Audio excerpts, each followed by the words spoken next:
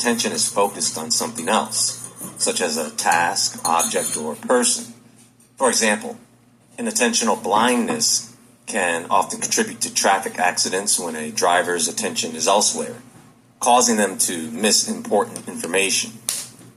The term inattentional blindness was first coined by psychologists Arian Mack, PhD, and Irving Rock, PhD. They observed the phenomenon during their perception and attention experiments. The invisible gorilla experiment. One of the best known experiments demonstrating inattentional blindness is the invisible gorilla test, carried out by Christopher Chabris, PhD, and Daniel Simmons, PhD. In this experiment, researchers asked participants to watch a video of people tossing a basketball. Observers were told to count the number of passes or to keep track of the number of throws versus bounce passes. But in reality, something odd had happened. Sometimes, a woman dressed in a gorilla suit strolled through the scene, turned to the camera, thumped her chest, and walked away. While it may seem impossible that the participants missed such a sight since their attention was focused elsewhere and on a demanding task, inattentional blindness essentially made the gorilla invisible. Okay, so how many of you have had small objects go missing temporarily, as if the thing just disappeared, and then have it reappear in a location that doesn't make sense? Well, today we're going to talk a bit about apportation, which is defined as the alleged paranormal transference of an article from one place to another. Now, I think we've all experienced this phenomenon at one time or another. The question is this just a product of the mind, or in some cases, is it some type of paranormal occurrence? Or is it a glitch in the matrix? Let's take a closer look at this, because sometimes, just sometimes, these occurrences aren't always what you think they are. And to top this presentation off, we're going to talk about an experiment that took place in the 90s, the skull experiment.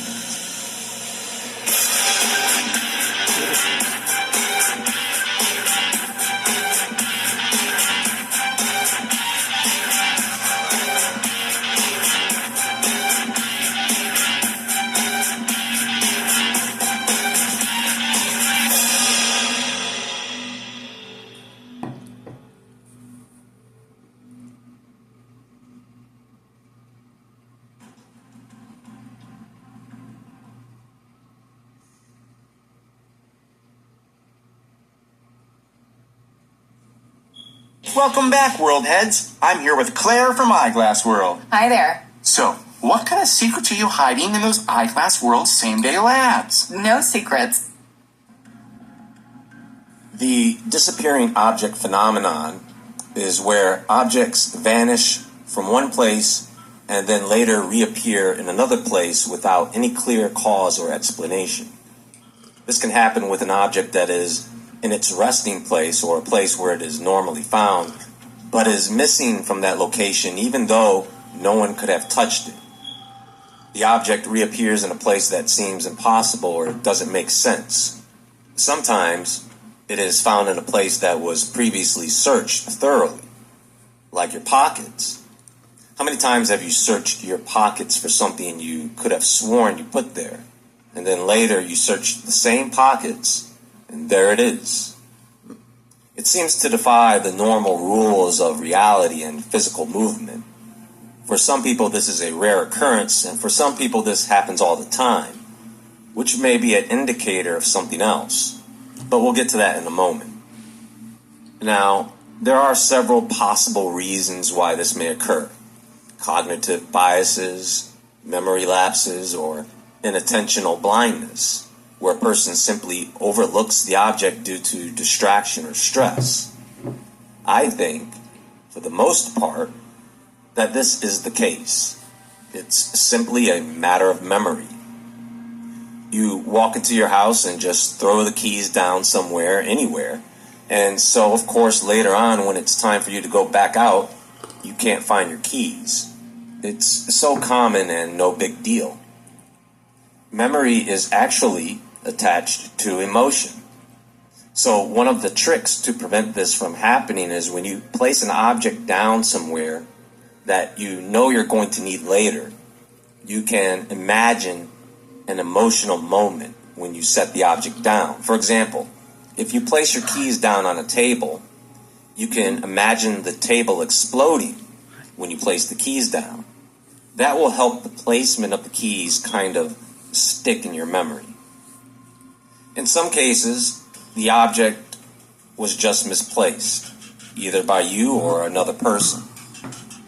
You could place your keys down on a table, and when you are ready to head out, I know it has been several times, Israel. I have set some down or put something away and went back and it was gone or it wasn't there. And then later I go back and then it's right where I put it. That has happened to me a couple times. Or maybe just the fact that I misplaced it and put it there and thought I moved it and then actually didn't. But yeah, it's a lot of times I felt this way. you grab your keys from that location, but wait, you forgot something upstairs or in the kitchen or some room. Then you temporarily place your keys back down in a random location, and so on your way back out the door, you've realized that you've just misplaced your keys somewhere and can't remember. Now, there is a speculative theory that suggests many times dimensional shifts between parallel dimensions or alternate realities, where the object temporarily exists in another dimension before returning. But that sounds more like a fantasy and very unlikely. Quantum mechanics might explain how objects could seemingly teleport or phase in and out of existence. But again, this is highly speculative, and it would need an experiment and observation to know that it is a real phenomenon. And then, in the realm of the paranormal, it is sometimes attributed to poltergeist activity, where an unseen force or spirit is believed to move or hide objects. And this is where we get into the topic of apportation.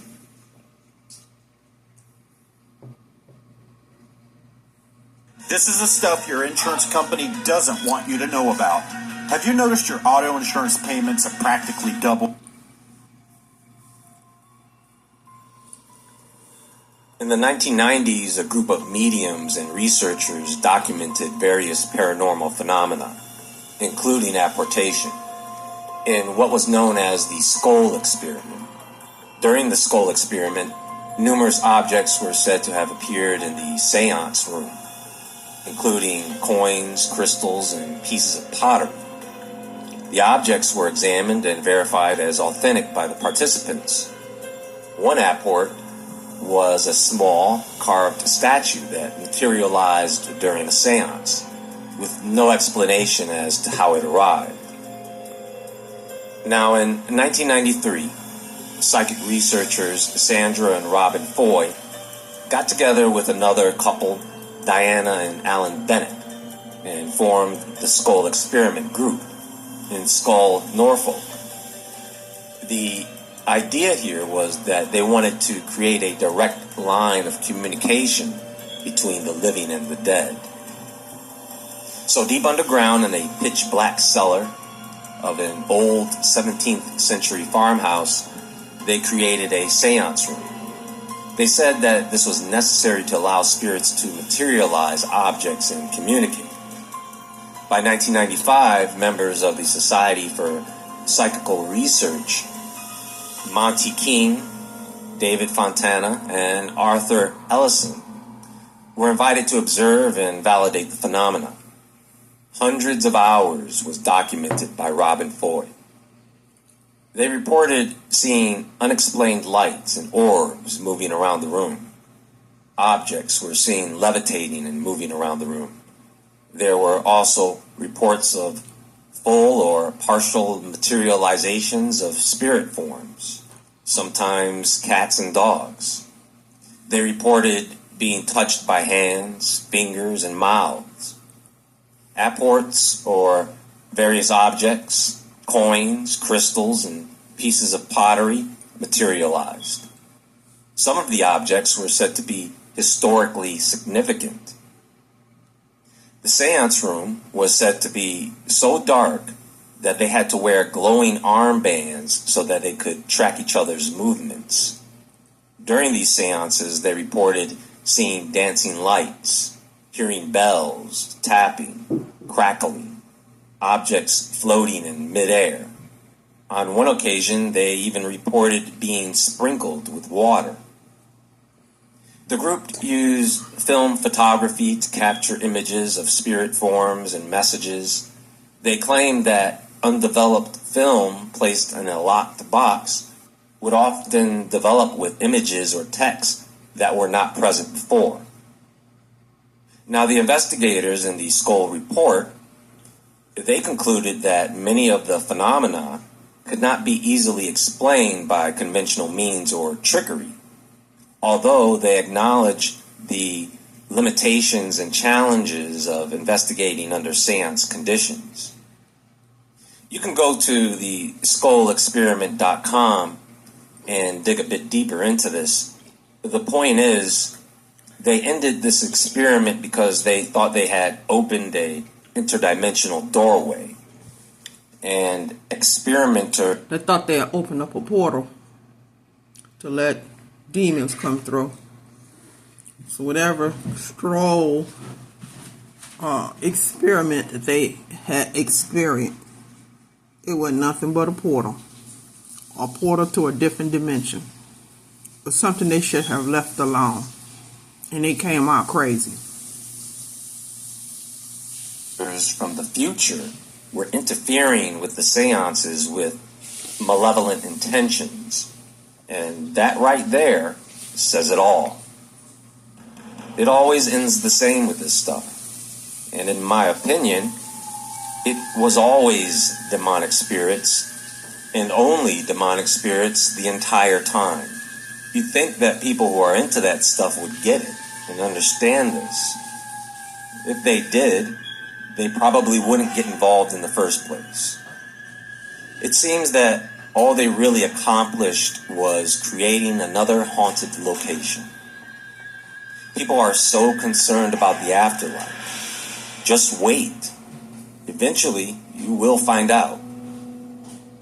I guess they wanted to show scientific evidence that all this was real, but the complete darkness and lack of controls made it difficult to rule out deception or fraud. The lack of independent verification and replication of the phenomena in controlled environments left many questions unanswered. The historical significance of some apports was questioned, as there was no clear evidence of their origins or authenticity. And they probably ended up with spirits following them around for the rest of their lives. Sid's been thinking about getting dentures for a while. Well, picture this. Aspen Dental is off. Malevolent spirits might use small objects to instill fear or demonstrate their presence without causing significant harm. By moving or hiding small objects, an evil spirit could exert a form of psychological control over individuals, making them feel watched or tormented. You see, small objects often hold personal or sentimental value, such as jewelry, keys, or trinkets, crystals, and stones. By targeting these items, evil spirits might aim to cause distress and emotional turmoil, which has more of an impact than moving larger, less personal items. The loss or manipulation of small, everyday items can really bother some people, causing fear and anxiety. It's really just that simple. Their ability to interfere with daily life in a subtle, insidious way. Small objects provide a means for these entities to make their presence known without overtly revealing themselves. It's done to create chaos and confusion. Sometimes these objects remind them of the past. I guess you could say they have a sentimental value to the spirit. This stuff may be all anecdotal, but who cares? This is why, folks, when people give you small gifts like this, be very careful bringing those items into your home. Especially if you know that person has had experiences with spirits either in the past or in their own home. There's a video I want you to watch called Spirit Attachments. You can click the link on the screen or in the description box or pinned comment below where I talk more about this. Understand, folks, that many of the topics some of you want me to discuss, I've covered already. This channel has over 600 videos, and sometimes it's just a matter of going to the main channel page and typing the topic into the search. Well, that's all for now. There is more to come. Until next time, folks, watch that video on spirit attachments. Share this video with others.